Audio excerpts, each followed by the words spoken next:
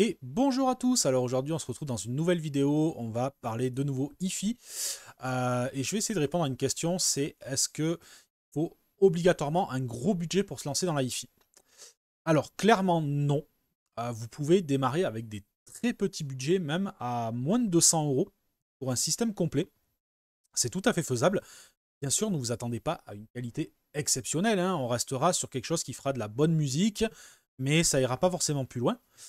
Moi, je vais vous citer par exemple comme exemple ma première installation qui m'avait coûté, je crois, dans les 150 euros, quelque chose comme ça.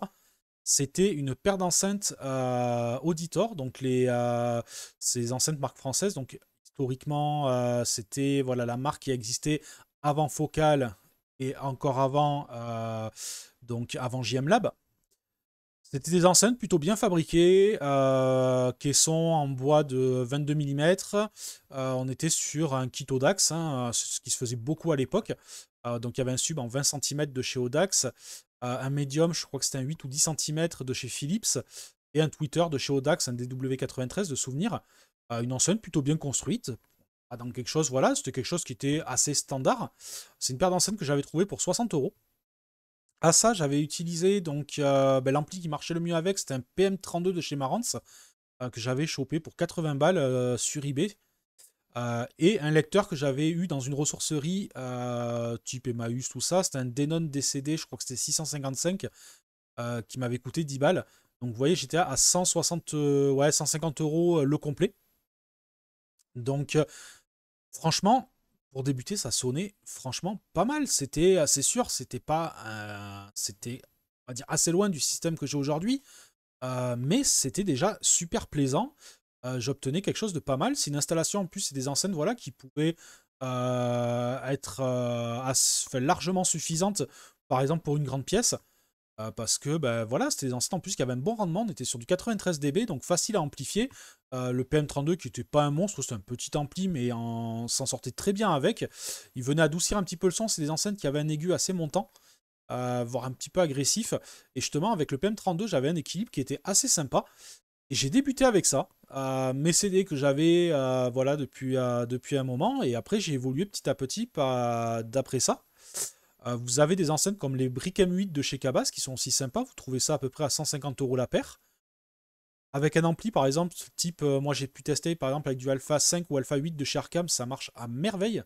Là déjà, vous commencez à arriver à un niveau qui est très sympathique. Si vous avez un petit DAC qui tient la route derrière, vous allez vous en sortir, allez, pour 300 euros en scène plus ampli, c'est à peu près ça. En scène 150 euros et l'Arcam, on est à peu près pareil dans les 150 euros. C'est quelque chose qui tourne super bien. Après, bien sûr, vous avez plein d'autres matos. Ça, c'est parce que moi, c'est ce que j'ai utilisé. Ce que je Voilà, ce que vous pouvez faire, c'est dans les voilà ceux qui ont plein d'autres idées comme ça de de matériel qu'on peut trouver très intéressant sur des tout petits budgets. Bah, n'hésitez pas dans les commentaires, ça peut aider, hein. C'est vraiment le but de ces vidéos, c'est qui est à la fois la vidéo, mais aussi l'espace un petit peu commentaire pour voilà pour s'aiguiller, se conseiller. Bien qu'il y a un tri dans les commentaires, parce que l'IFI, c'est un sujet qui ça peut vite partir dans tous les sens. Sachez que je ne laisse que les commentaires intéressants, constructifs. Euh, Tout le reste, c'est dégagé dans direct. Parce que justement, je ne veux pas me retrouver comme sur les forums où ça part dans tous les sens. Mon but, c'est justement de faire quelque chose de, voilà, de sympa pour tout type de personnes, que ce soit à très petit budget ou à très haut budget. Pour moi, chacun a la même importance pour moi. C'est pas parce que quelqu'un a un tout petit budget que je vais dire ah non, sur un budget comme ça on pourra pas avoir du bon matos, je vais pas l'envoyer chier. Non, parce que chacun doit pouvoir se faire plaisir avec son budget. Et je trouve qu'étudier même des. Moi j'aime bien étudier des petites configurations pas trop chères. Bah, justement, c'est sympathique. C'est sympathique d'aller trouver ce qu'on peut faire d'intéressant avec un petit prix. Vous pouvez tomber voilà, sur des. Donc ça va être principalement de l'occasion si vous voulez rester sur un petit budget.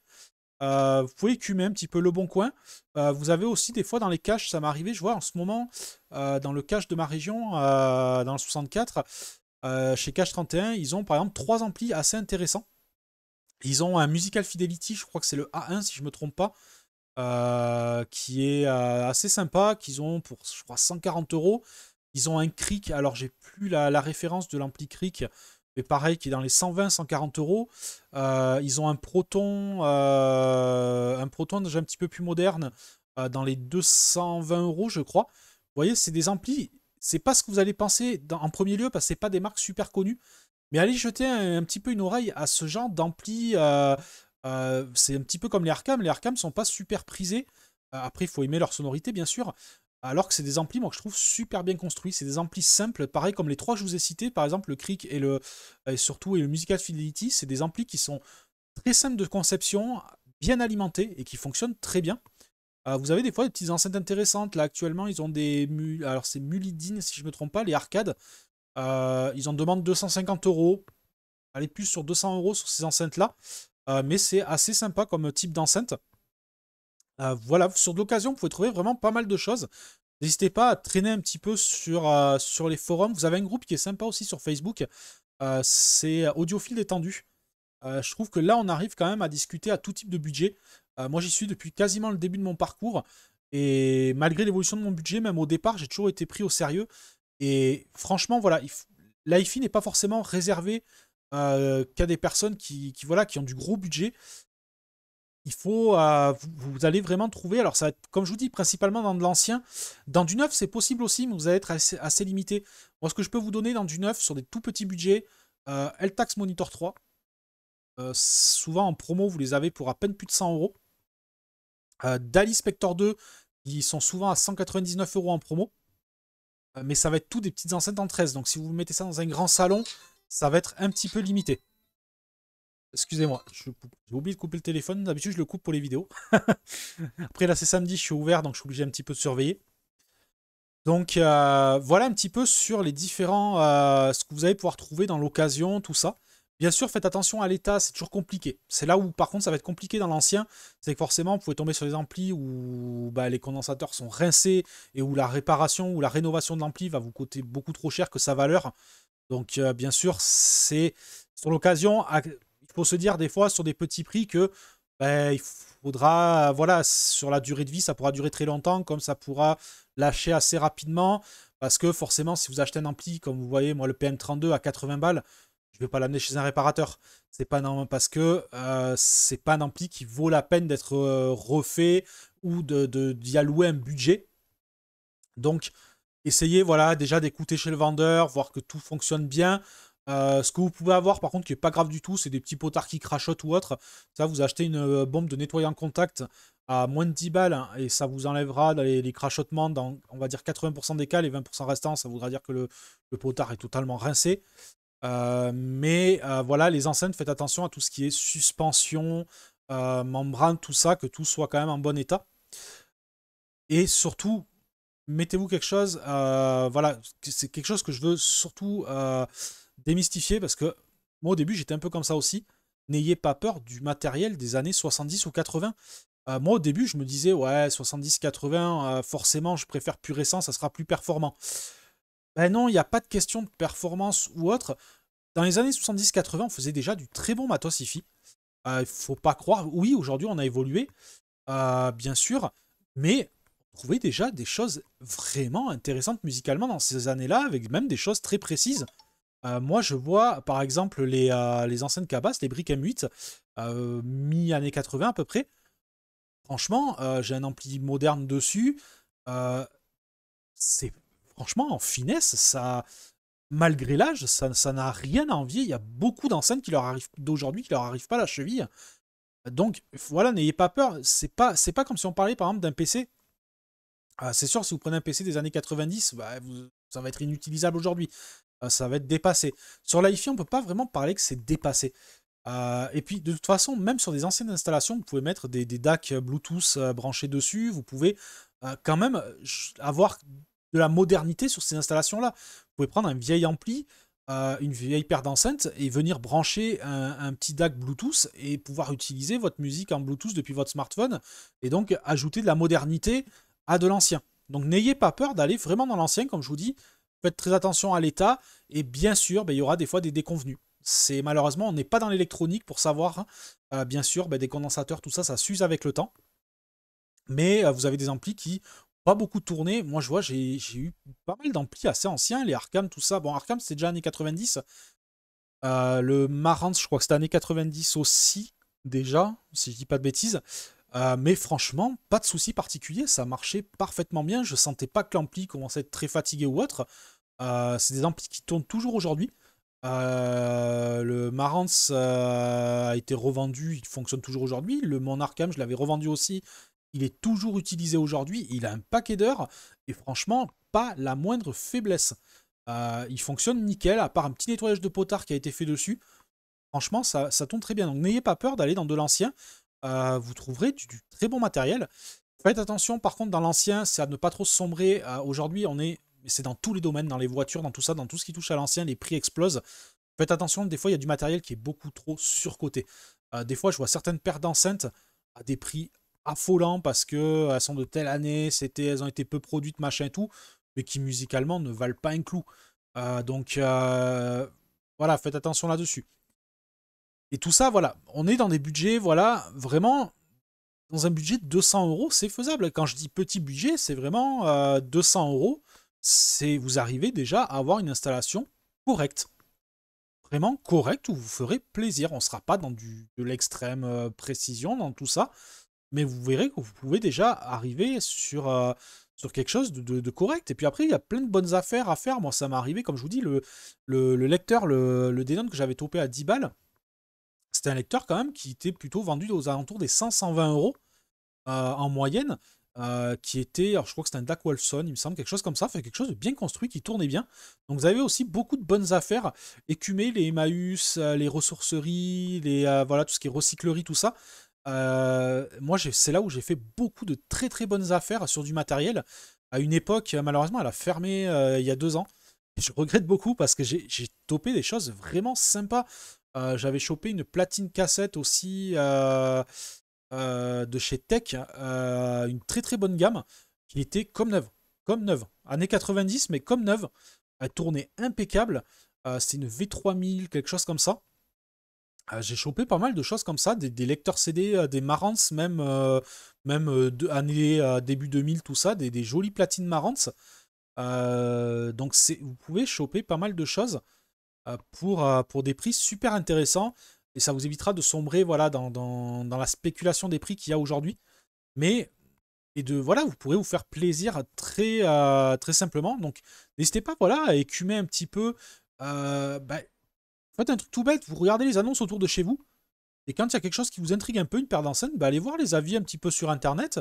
Vous verrez, en plus, il y a pas mal de forums maintenant de personnes qui sont vraiment restées passionnées dans le matériel, on va dire des années 70, 80, 90, et où vous trouverez de bons conseils. Et franchement, vous pouvez trouver de choses très, très intéressantes dans ces prix-là. Ça peut être vraiment pas mal. Donc, franchement, n'ayez pas peur de ces années-là. Et c'est franchement là où vous pourrez débuter à petit budget.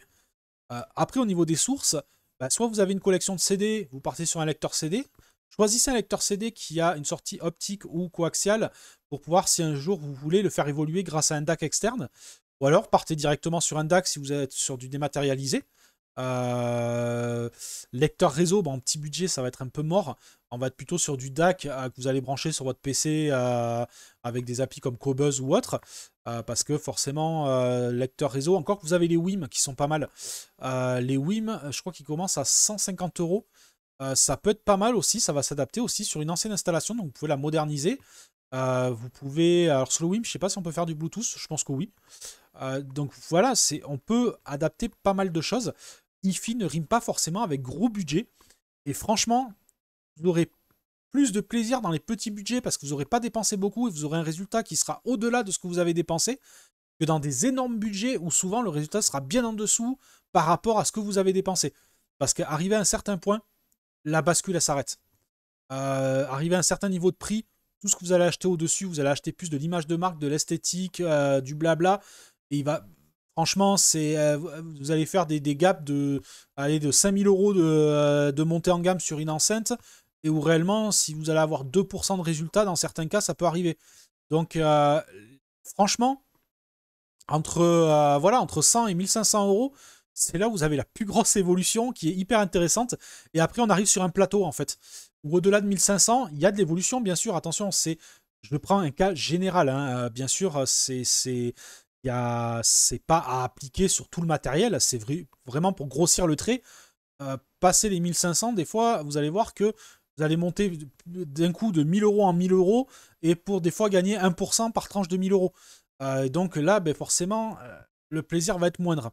Alors que sur de la petite gamme, l'avantage qu'il y a, c'est que vous allez pouvoir faire de grosses... Moi, j'ai fait des fois des gros gaps d'évolution en investissant 50 balles de plus entre deux paires d'enceintes.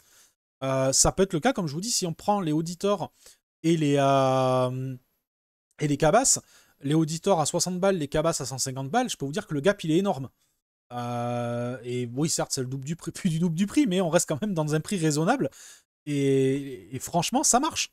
Ça marche. Alors, je sais qu'il y en a qui n'aiment pas cette marque-là, Cabas, le son et ceci, le son et cela. Ben oui, alors, une brique à mute, par contre, si vous aimez les graves, passez votre chemin, ça c'est clair et net, c'est totalement absent. Mais dans le médium et l'aigu, ça sonne. Franchement, ça sonne. C'est vraiment étonnant, même pour des petites enceintes comme ça, c'est le rendu qu'il peut y avoir. C'est dommage d'ailleurs qu'on ait vraiment les problèmes de droit d'auteur sur YouTube. Parce que j'aurais bien aimé vous faire découvrir quelques petites choses comme ça. Les cabasses, je les ai. J'aurais pu vous faire découvrir, même si c'est au travers d'une vidéo, mais ça vous aurait déjà donné une petite idée. Par exemple, sur du saxophone ou autre, de l'ampleur que peuvent avoir ce genre d'enceinte dans une petite pièce qui a zéro résonance et pourtant qui peut donner l'impression qu'on est dans une grande salle. C'est un peu la magie que j'aime sur ces enceintes-là. Donc voilà, ça c'est vraiment pour répondre à la question de manière très large.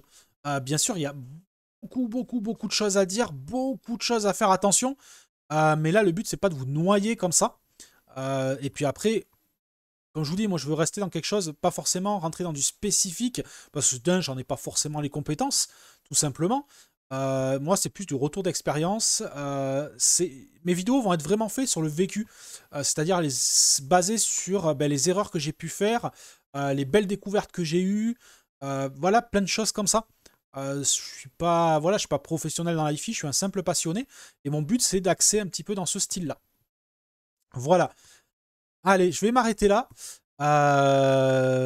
pour cette vidéo-là. Je vais essayer d'intégrer pour les prochaines vidéos, et peut-être même celle-là, un fond un peu mieux que mes imprimantes 3D quand je suis à l'atelier, parce que c'est là où je filme le plus. J'essaierai de voir si je peux mettre une petite belle installation Wi-Fi en incrustation. Je vais voir ce que je peux faire. Et donc voilà. Allez, sur ce, je vous laisse là pour cette vidéo-là. Je ferai peut-être d'autres épisodes sur ce sujet-là.